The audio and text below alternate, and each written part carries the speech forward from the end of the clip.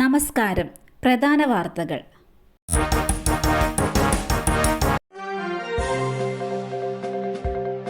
അച്യുതാനന്ദനെ സന്ദർശിച്ച റവാഡ കുടുംബവുമായി സംസാരിച്ച് മടങ്ങി. തിരുവനന്തപുരത്ത് സ്വകാര്യ ആശുപത്രിയിൽ ചികിത്സയിൽ കഴിയുന്ന മുൻ മുഖ്യമന്ത്രി VS അച്യുതാനന്ദനെ സന്ദർശിച്ച് റവാഡ ചന്ദ്രശേഖർ. ആശുപത്രിയിലെത്തിയ DGP കുടുംബാംഗങ്ങളുമായി VSന്റെ ആരോഗ്യകാര്യങ്ങൾ സംസാരിച്ച ശേഷം മടങ്ങി. അതേസമയം VS അച്യുതാനന്ദന്റെ ആരോഗ്യനില മാറ്റമില്ലാതെ തുടരുന്നുവെന്ന് പുതിയ മെഡിക്കൽ ബുള്ളറ്റിൻ. ഉച്ചയ്ക്ക് 12:30 ഇറക്കിയ മെഡിക്കൽ ബുള്ളറ്റിനിലാണ് ഇക്കാര്യം വ്യക്തമാക്കിയിരിക്കുന്നത്.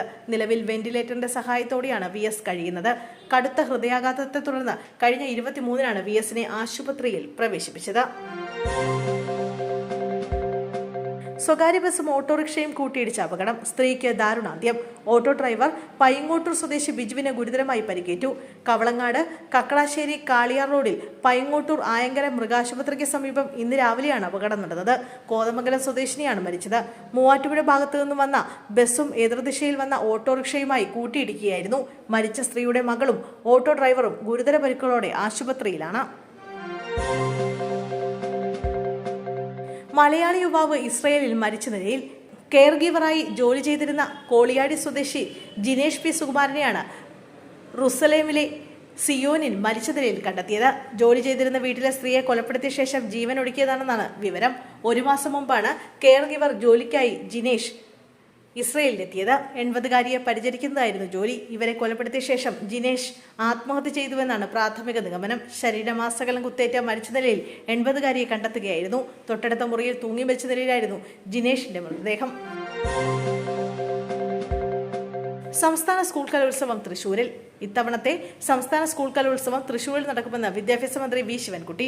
വിദ്യാഭ്യാസ മന്ത്രിയുടെ നേതൃത്വത്തിൽ ചേർന്ന അധ്യാപക സംഘടനാ പ്രതിനിധികളുടെ യോഗത്തിലാണ് തീരുമാനം. സംസ്ഥാന സ്കൂൾ കായികമേള തിരുവനന്തപുരത്ത് നടക്കും. TTI PPTTI കലോത്സവം വയനാട്ടിലും സ്പെഷ്യൽ സ്കൂൾ കലോത്സവം മലപ്പുറത്ത് നടക്കും. കഴിഞ്ഞ കലോത്സവത്തിൽ തൃശൂരാണ് ചാമ്പ്യന്മാരായത്. 1 പോയിന്റിന് പാലക്കാടിനെ മറികടന്നാണ് 4 നൂറ്റാണ്ടിന് ശേഷം തൃശൂർ ചാമ്പ്യന്മാരായത്. തിരുവനന്തപുരത്ത് വെച്ചായിരുന്നു കലോത്സവം. കൊച്ചിയിൽ കുട്ടികളെ തട്ടിക്കൊണ്ടുപോകാൻ ശ്രമിച്ച സംഭവം. ഒമാൻ സ്വദേശികൾ കസ്റ്റഡിയിൽ. ഇടപ്പള്ളിയിൽ 5ഉം 6ഉം വയസ്സുള്ള കുട്ടികളെ തട്ടിക്കൊണ്ടുപോകാൻ ശ്രമിച്ച കേസിൽ 3 ഒമാൻ സ്വദേശികൾ കസ്റ്റഡിയിൽ. CCTV ദൃശ്യങ്ങൾ പരിശോധിച്ചാണ് പോലീസ് പ്രതികളെന്ന് സംശയിക്കുന്നവരെ സ്റ്റേഷനിലേക്ക് വിളിച്ചു വരുത്തിയത്. ഇവരെ നിലവിൽ ചോദ്യം ചെയ്തു വരികയാണ്. അതേസമയം കുട്ടികളെ തട്ടിക്കൊണ്ടുപോകാൻ ശ്രമിച്ചതല്ലെന്നും മിഠായി നൽകാൻ മാത്രമാണ് ശ്രമിച്ചതെന്നുള്ള സംശയവും പോലീസിനുണ്ട്. ഇന്നലെ വൈകുന്നേരമാണ് ഇടപ്പള്ളിയിൽ കുട്ടികളെ തട്ടിക്കൊണ്ടുപോകാൻ ശ്രമം നടന്നത്.